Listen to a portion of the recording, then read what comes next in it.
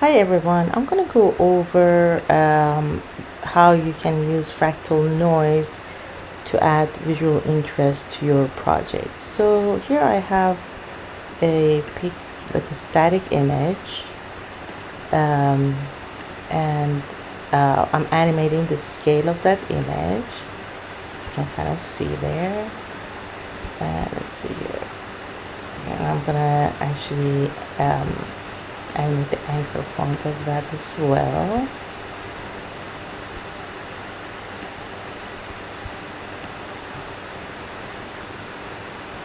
Okay, so this is my image, and I've made it a fractal noise effect, which I'll go over in a second, and I'm going to go over the properties.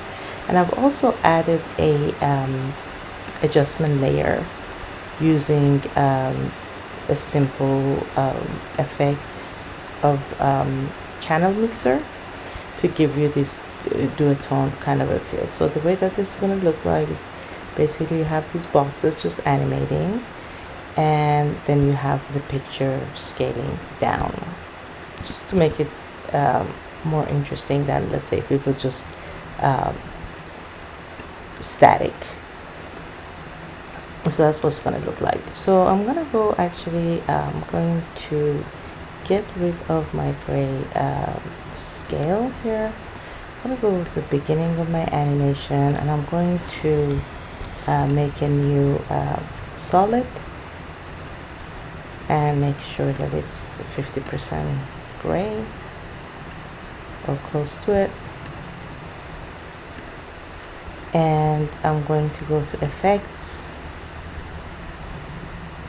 and I'm going to go to noise and grain and add fractal noise.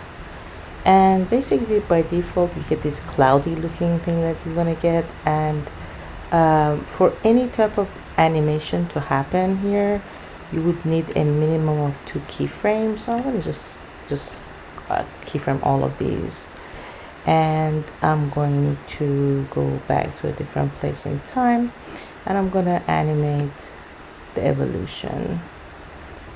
I can also animate the scale, contrast. If I want more contrast, if I want less contrast, I could do that, as well as brightness. And I can also transform the scale. So I'm going to actually put this back to where it was, maybe a little more contrast here. And then I'm going to maybe scale it up or down. And again, you can uniformly scale or unclick this and scale horizontal or vertical. Let's say if you want to have like a cloudy type animation, you could just stretch the image horizontally. And I can also play with the brightness and so on. So if I come back here, you'll see that I have like this kind of a wavy looking animation. I'm gonna actually, let's see here, let's move this down here. There we go. So play a little faster.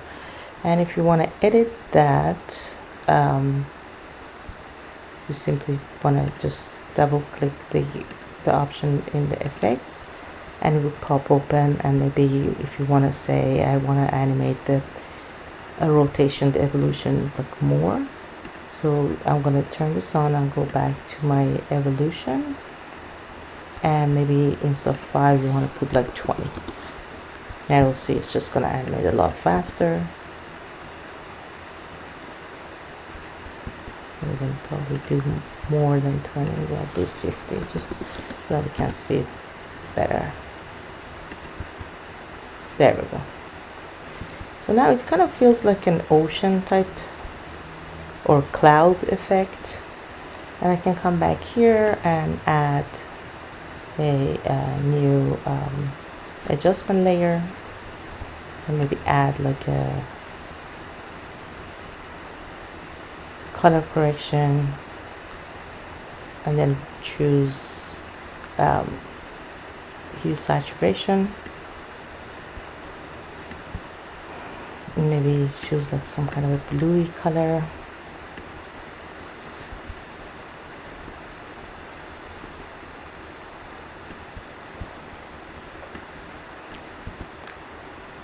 You can also blur the animation. So this, you know, if you want to blur it so it feels a little more like a wave or cloud, you can do that as well. So if I go to effects, blur, we do directional blur.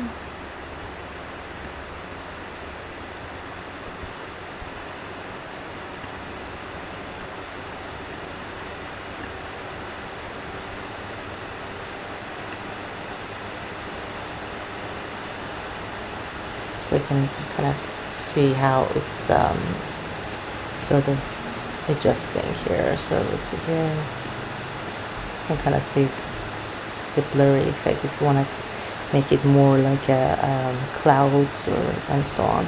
And you still can come and play around with the actual Gaussian blur type. And here I'm going to click here, and then I've just played with the setting, with the default settings. But what we could do, you know, I can come back and make any type of adjustment I want. So you have like a different noise type. So if I come back, go through these, you can see that based on what I'm changing, it's sort of like changing the animation based on the setting that I've created here. So oops, that's very bright. So some of them work better than others. So the one that I had used in the file that I showed you earlier is called Max. And then bottom part is the noise type. So you have the soft, linear, and then you also have block. So that's the one that I had used in the previous video. So I'm gonna go change this noise type here, change this noise type here. So because I had already assigned keyframes, so you want to just, if you're going to change it, make sure you just have like one keyframe for the noise type. And then I can come back here and, you know, make different types of adjustments. I can make this bigger. I'm going to probably not have the blur effect because I don't think it works with this box. You could have you can have the scale, like the width and the height.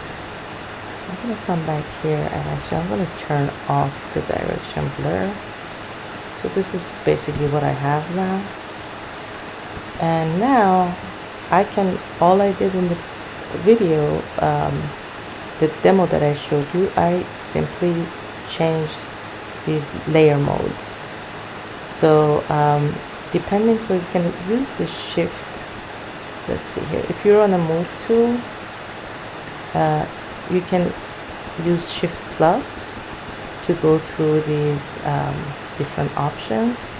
Actually, I'm gonna make this one, and then I'm going to come back here and do the same here on my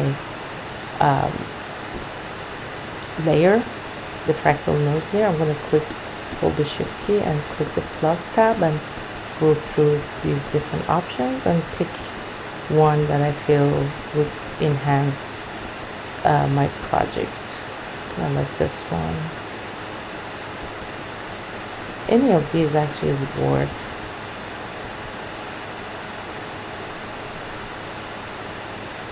This is interesting.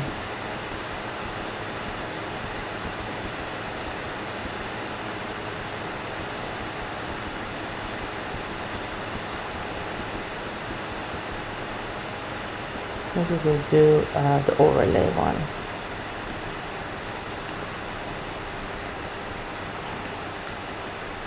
And then if you want to have the boxes to be larger, you can, or you know, you can just go back and make adjustments as you see fit.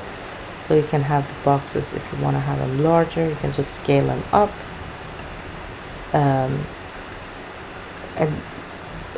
sort of now when I make the animation, you'll see that it's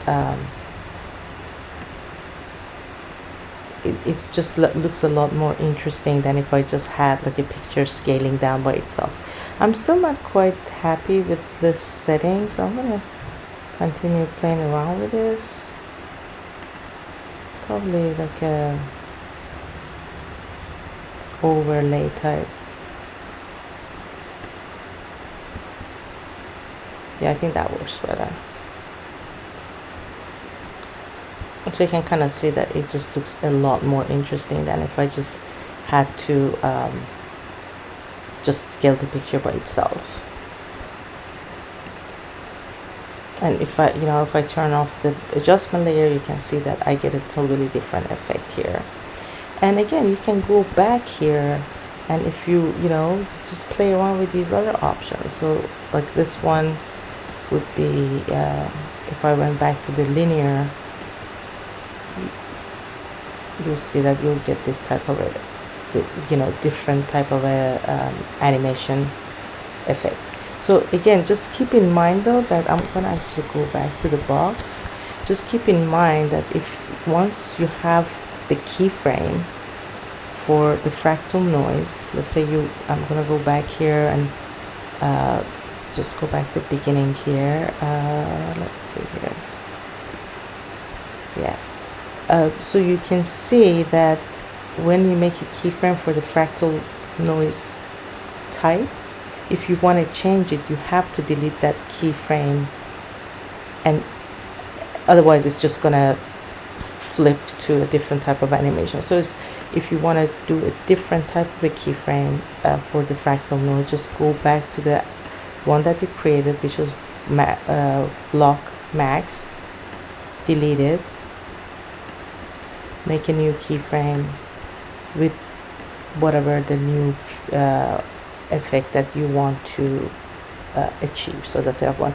So now you just make the new keyframe based on that, so you don't have the jumpiness of the boxes versus the cloudy effect. And you can come back and see add the blur again if you wanted to. And but I don't think the blur really works for this one. So that is how you use the fractal noise and how you manipulate the settings so that you can have some sort of a animation on your static images.